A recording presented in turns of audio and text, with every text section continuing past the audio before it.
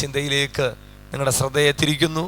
സങ്കീർത്തന പുസ്തകം 16-ാം അധ്യായത്തിൽ നിന്നുമാണ് ഇന്ന് ഈ മോർണിംഗ് ഡിവോഷനിൽ നമ്മൾ വചനം ധ്യാനിക്കുവാൻ ആഗ്രഹിക്കുന്നത്.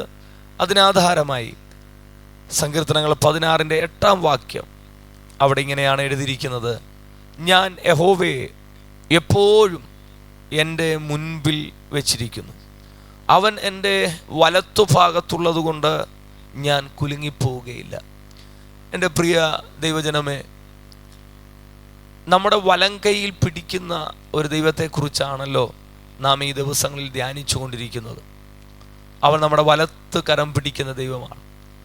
അവൻ നമ്മുടെ വലത്ത് കരം പിടിക്കുന്ന ദൈവമായി, നമ്മുടെ നാളെയെ അറിയുന്ന, നമ്മുടെ ഭാവിയെ അറിയുന്ന ദൈവമായി നമ്മുടെ കൂടെ നിൽക്കുമ്പോൾ നാം തിരിച്ചറിയേണ്ട ഒരു സത്യം, നമുക്ക് നമ്മുടെ നാളെ അറിയത്തില്ല. എന്നാൽ നമ്മുടെ വലത്തുകരം പിടിച്ചിരിക്കുന്ന ദൈവം ആൽഫയും ഒമേഗയുമാണ്.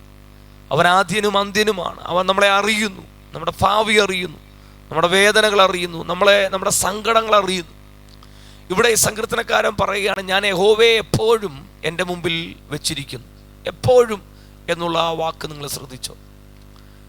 നമ്മുടെ ജീവിതത്തിൻ്റെ ഒരു കഷ്ടതയുടെ സമയങ്ങളിൽ, നമ്മുടെ ജീവിതത്തിൽ ഒരു പ്രത്യേക കാര്യം നാം ചെയ്യാൻ പോകുന്നു, അന്നേരം മാത്രം ദൈവത്തെ അന്വേഷിക്കുന്ന ഒരു പ്രകൃതമല്ല. എപ്പോഴും, ഓൾവേസ് എന്ന് പറയുമ്പോൾ അതിൻ്റെ മറ്റൊരർത്ഥം ദ ഫസ്റ്റ് പ്രിഫറൻസ് എന്നാണ്.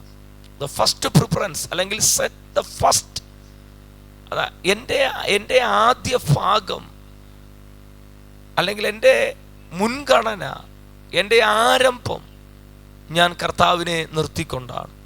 ഞാൻ യഹോവയെ എപ്പോഴും എൻ്റെ മുമ്പിൽ വെച്ചിരിക്കുന്നു. Always my first preference. എൻ്റെ കർത്താവ് ഒഴികെ.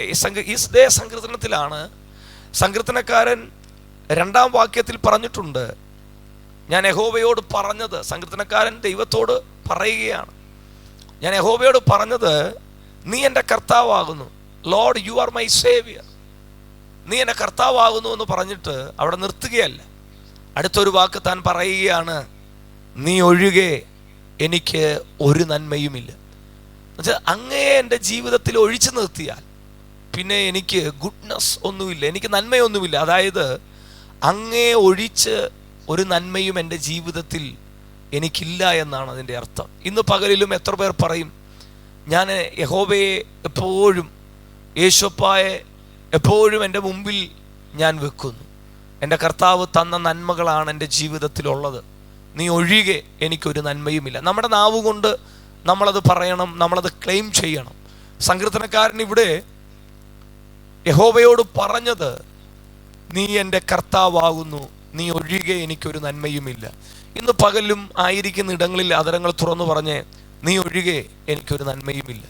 അങ്ങേ ഒഴിച്ചു നിർത്തിയാൽ എനിക്ക് സന്തോഷമില്ല, അങ്ങേ ഒഴിച്ചു നിർത്തിയാൽ എനിക്ക് സമാധാനമില്ല, അങ്ങേ ഒഴിച്ചു നിർത്തിയാൽ എനിക്ക് ആരോഗ്യമില്ല. എൻ്റെ ആരോഗ്യം ഞാൻ കഴിക്കുന്ന അല്ലെങ്കിൽ ഞാൻ വേറെ പ്രത്യേകിച്ചുള്ള ഒരു വസ്തുവോ അതിൻ്റെ മിടുക്കോ ഒന്നുമല്ല. എൻ്റെ ദൈവത്തിൻ്റെ പ്രൊട്ടക്ഷൻ, ഞങ്ങൾ അനുഭവിക്കുന്ന സമാധാനം, നീ ഒഴികെ ഞങ്ങൾക്കൊരു നന്മയുമില്ല. നാം അനുഭവിക്കുന്ന അല്ലെങ്കിൽ ഇന്ന് നാം ആയിരിക്കുന്ന ജോലി മേഖലയാകട്ടെ, നമ്മുടെ തലമുറകളാകട്ടെ, നമ്മുടെ മേൽ വ്യാപരിക്കുന്ന അഭിഷേകമാകട്ടെ, സ്വത്രം, ഇതെല്ലാം തൻ്റെ നന്മയാണ്. നീ ഒഴികെ ഒരു നന്മയുമില്ല. അല്ലെങ്കിൽ അങ്ങനെയെങ്കിൽ കർത്താവിനോട് നമുക്ക് ചേർന്ന് നിൽക്കാം, കർത്താവിനോട് നമുക്ക് പറ്റി നിൽക്കാം. സങ്കീർത്തനക്കാരൻ പറയുകയാണ്, യഹോവയെ ഞാൻ എപ്പോഴും എൻ്റെ മുൻപിൽ വെച്ചിരിക്കുന്നു. സ്തോത്രം, സ്തോത്രം. എപ്പോഴും നമ്മുടെ നാവിൽ സ്തോത്രത്തിൻ്റെ ശബ്ദമുണ്ടാകട്ടെ, കർത്താവിന് നന്ദി എന്ന ശബ്ദമുണ്ടാകട്ടെ. നമ്മുടെ ജീവിതത്തിൻ്റെ ഓരോ കാര്യങ്ങൾ തുടങ്ങുമ്പോഴും കർത്താവിനെ മുമ്പിൽ വെച്ചുകൊണ്ട് സദൃശ്യവാക്യങ്ങൾ പറയുന്നു, നിന്റെ ഉദ്ദേശങ്ങളെ, നിന്റെ വഴികളെ യഹോവയ്ക്ക് സമർപ്പിക്കുക, എന്നാൽ അവൻ നിന്റെ ഉദ്ദേശങ്ങളെ സാധിപ്പിക്കുമെന്ന്. അപ്പോൾ കർത്താവിനെ എപ്പോഴും മുമ്പിൽ വെച്ച് പോകുന്ന ഒരു ജീവിത ശൈലികൾക്ക് അങ്ങനെയുള്ള വ്യക്തികളായി, ഉടമകളായി നമുക്ക് തീരാം. അവിടെ അടുത്തത് താൻ പറയുന്നത് ഇങ്ങനെയാണ്, അവൻ എൻ്റെ വലത്തുഭാഗത്തുള്ളത് കൊണ്ട്. അപ്പോൾ ആരാണോ കർത്താവിന് ആ സാന്നിധ്യത്തോട് ചേർന്ന് കർത്താവിന് മുൻതൂക്കം കൊടുത്ത് എപ്പോഴും യഹോവേ ആമേ എൻ്റെ ആമേൻ മുൻപിൽ വെച്ചിരിക്കുന്നു. അതായത് എൻ്റെ മുൻപ്, ഞാനെന്ന ഇതിൻ്റെ ആമേ മുൻപിൽ, ആമേൻ സ്തോത്രം, അതായത് തുടക്കം, എൻ്റെ ആമേ ആരംഭം.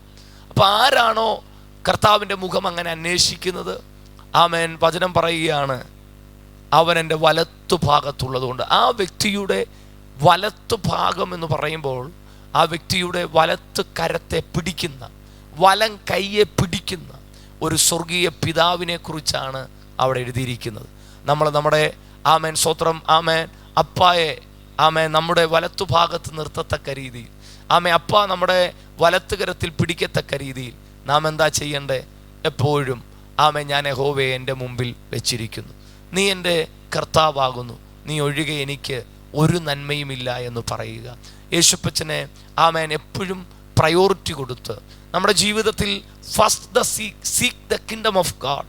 അതാണ് യേശുവും പറഞ്ഞത്, മുമ്പേ നിങ്ങൾ അവൻ്റെ രാജ്യവും നീതിയും. അപ്പോൾ എപ്പോഴും ആമേ കർത്താവിനെ നമ്മുടെ മുമ്പിൽ വെക്കുമ്പോൾ, കർത്താവിന് ആ പ്രിഫറൻസ് കൊടുക്കുമ്പോൾ, ആ ദൈവ പൈതലിൻ്റെ, ആ കുടുംബത്തിൻ്റെ, ആ വ്യക്തിയുടെ വലത്തുകരം പിടിച്ച് അവൻ പോകേണ്ടുന്ന വഴിയിൽ അവനെ നടത്തുവാൻ, അവൻ്റെ വലങ്കരം പിടിച്ച് അവനെ വീഴ്ചകളിൽ താങ്ങുവാൻ, വീഴാതെ കാക്കുവാൻ, അവൻ്റെ വലങ്കരം പിടിച്ച് അവനെ എഴുന്നേൽപ്പിക്കാൻ, അവൻ്റെ വലങ്കരം പിടിച്ച് അവനെ മുൻപോട്ട് നയിക്കാൻ, അവൻ്റെ വലങ്കരം പിടിച്ച് അവൻ്റെ മുമ്പിൽ വാതിലുകളെ തുറക്കുവാൻ എൻ്റെ ദൈവം ശക്തനാണ്. ഇന്ന് ഈ പ്രഭാതത്തിലും ഈ മോർണിംഗ് ഡിവോഷനിൽ ജോയിൻ ആയിരിക്കുന്ന ആമേൻ ദൈവജനമേ, നമ്മുടെ വലത്തുകരം പിടിക്കുന്ന ഒരു ദൈവമുണ്ട്.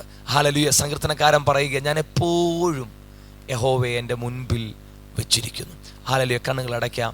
കർത്താവേ, ഞങ്ങളുടെ ജീവിതത്തിൻ്റെ ചെറുതും വലുതുമായ ഓരോ മേഖലയിലും എൻ്റെ യേശുപ്പച്ചൻ്റെ മുഖം കണ്ടുകൊണ്ട് ചുവടുകൾ വെക്കുവാൻ ഞങ്ങളെ സഹായിക്കണം.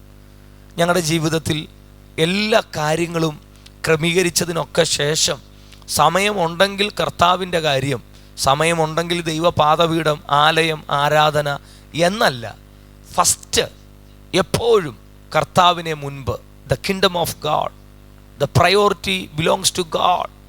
ആമേ കർത്താവിന് മുൻതൂക്കം, ആമേ അങ്ങനെ കർത്താവിന് ഫസ്റ്റ് പ്രയോറിറ്റി തന്ന് മുന്നേറുന്ന ഒരു ജീവിതം ഞങ്ങൾക്ക് തരണം.